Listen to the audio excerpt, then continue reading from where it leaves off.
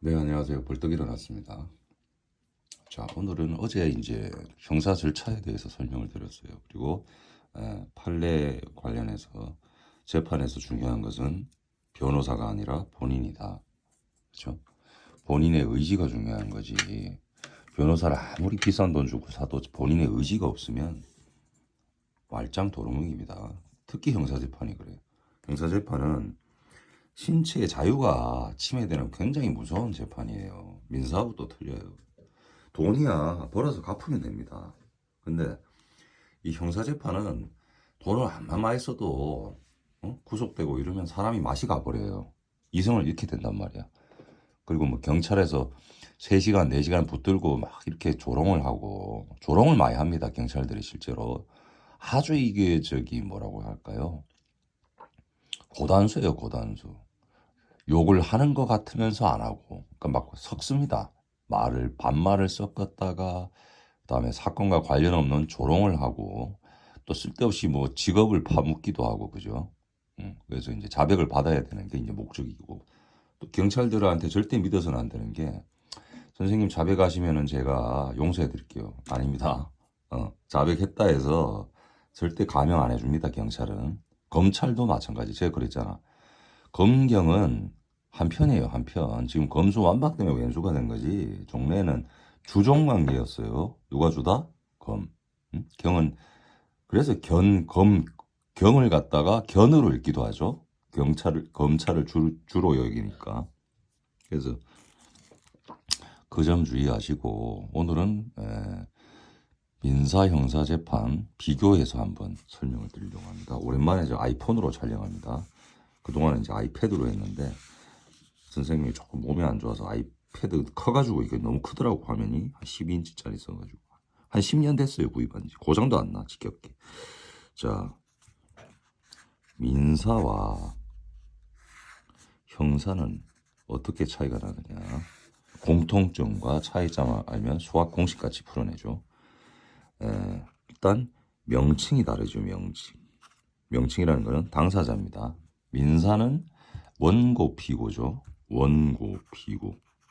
사인 간의 관계입니다. 국가가 개입하지 않아요. 국가는 재판장 정도만 개입하고 하고 또 강제 집행을 하게 되죠. 재판이 확정이 되면. 근데 형사는 검사와 피고인이죠. 피고인.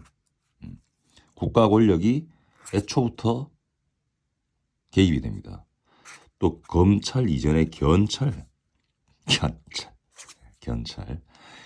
단계부터 이제 입건이 된다 그러고 검찰은 송치가 되죠.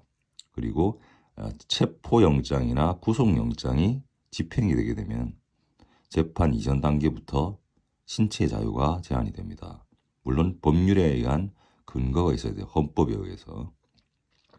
그리고 이제 재판에 가게 되면 법정 구속이라는 단계로 넘어갑니다. 이거는 경찰, 검찰의 권력이 아니고 법원 판사의 권한입니다. 법정 구속.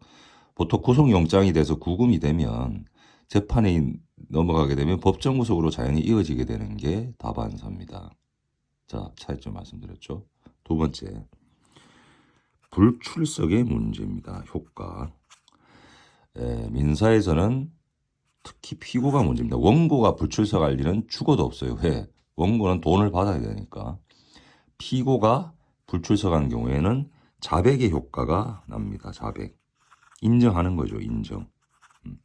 원고의 주장을 인정하는 효과가 돼서 곧바로 원고 승소의 판결을 내릴 수 있는 효과를 가지게 됩니다. 근데 형사는 불출석하게 되면 자백의 효과가 바로 나지 않아요. 왜? 내 이야기 드렸죠. 민사는 돈의 문제고 돈은 갚으면 돼 벌어서. 지금 거지라서 그렇지. 평생 거지로 살진 않잖아요. 우리 자유민주주의에서.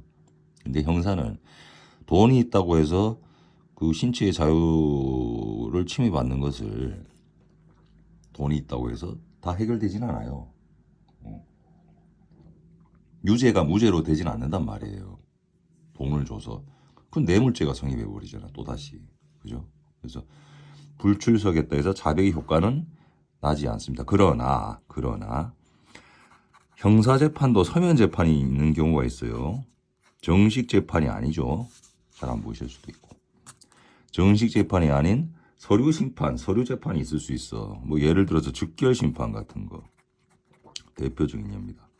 즉결 심판이라는 거는 원래 기소권은 검사가 갖고 있습니다. 근데 예외적으로 아주 경미한 사건의 경우는 경찰서장이 바로 재판에 올릴 수 있습니다. 이거는 무조건 벌금형이 하나고, 그거 참석을 안 하게 되면은 이건 자백 효과가 난다는 겁니다. 근데 원칙적으로는 민사와 형사는 이렇게 다르다는 점. 자, 마지막으로 민사와 형사의 최종 효과가 다르죠. 최종 효과. 민사 형사 재판 차이점은 이제 이걸로 마치겠습니다. 민사의 최종 효과는 기판력입니다. 확정 판결. 이거는 어떤 힘을 주요? 집행력을 줍니다. 강제 집행을 할 수 있는 능력. 돈으로 환산시킬 수 있는 능력. 피고 재산을 피고의 민법상 책임 재산이라는 피고의 재산을 강제 집행할 수 있는 집행력을 주는 게 최종 효과입니다. 그래서 결국은 만족을 받게 되는 거죠. 자, 형사재판의 최종 효과는 벌이죠, 벌. 톨스토이의 죄와 벌. 죄를 졌으면 벌을 받아야 되죠. 벌이 어떤 게 있을까요? 종류 한번 써볼까요? 할 일도 없는데.